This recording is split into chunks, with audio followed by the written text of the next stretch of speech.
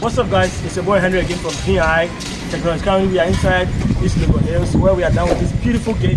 We installed G5 Smarts, and then we also installed the safety pin so that when your gate is closing and there's any object there, do not smash into the object. So whether you have a child or your car or anything, it doesn't smash into it. Now we install what we call the PUAC, and what the PUAC does is that it protects you from anybody who's trying to follow you. So watch me.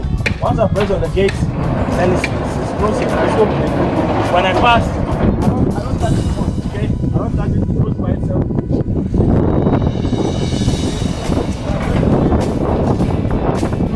Once you pass, once you're in the gate, you'll close again. So if you have any gate motor job, whether it's for your home or your office or your warehouse, make sure you give us a call. Like we say, we are in Accra, Kumasi, and now we are in Tamale and Cape Coast.